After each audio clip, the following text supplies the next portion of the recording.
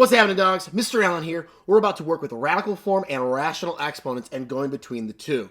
So this first one here, we have it all raised to the 2/3 power. Now this tells me we're dealing with a cube root and all that inside will be squared. So let's rewrite that. I'm going to have the cube root, so cube root, put a little 3 out there, and then I'm going to have in parentheses x to the 7th, y to the 3rd, all raised to the 2nd power. And now I can go a little bit further with this and distribute my exponent of 2, into the parentheses here. So for my final answer, I'm going to have the cube root of, and then I will have x to the 14th, y raised to the 6th power. Boom. That's dope. Awesome. All right, let's do another one over here. So everything is raised to something with a denominator of 4, except for that y there. I think what might help is what if we wrote, because that's y to the 1st power, I could write that as y to the 4 over 4. Now, I could put this all inside of a 4th root. So let's do that. All right, so I'm going to have the 4th root, so 4th root, and then I've got 3 to the 3rd.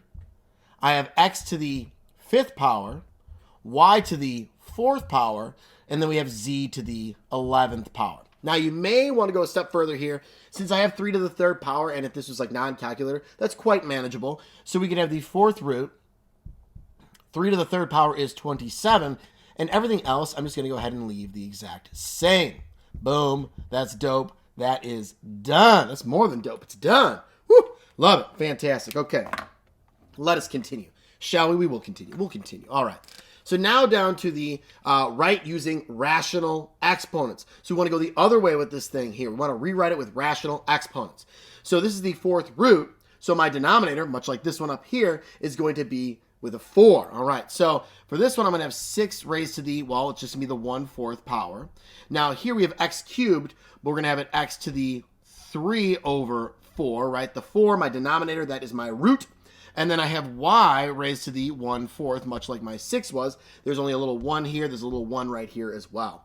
And then I have z squared, so I'm going to have z raised to the 2/4. Now, can I simplify this at all with my rational exponents? Yes, that guy right there can be simplified. So we'll go ahead and rewrite this as 6 to the 1/4, x to the 3/4, y to the 1/4, and then we have z raised to the 1/2.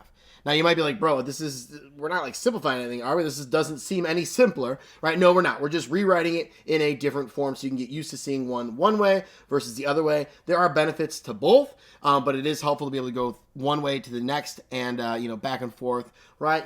So we do that a lot in the mathematics world where we go one way to the other, back and forth, back and forth. All right. Some ways are more simplified than others, but I'm just going to move on. Let's just move on. Okay, last one here. Last one where you have the 5th root. So everything's going to be to the something over 5 power. So we have 10, all right, so we have 10 raised to the 1/5 power. Then I have x raised to the 8/5 power. I have y raised to the 15/5 power. Make that look more like a 5. And then we have z raised to the 3/5 power. Once again, I'm going to see if any of those fractions can be simplified. And the y to the 15 over 5, that can be simplified down to 3. 15 divided by 5 is 3. So final answer will be 10 to the 1/5, x to the 8/5. Oops, 8/5, not 8/8.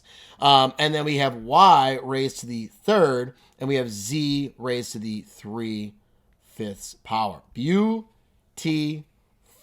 That's it. 4 examples. That was dope. Super awesome. Radical. Ha ha ha. Get it? Get it? I'll leave you with that. See you later.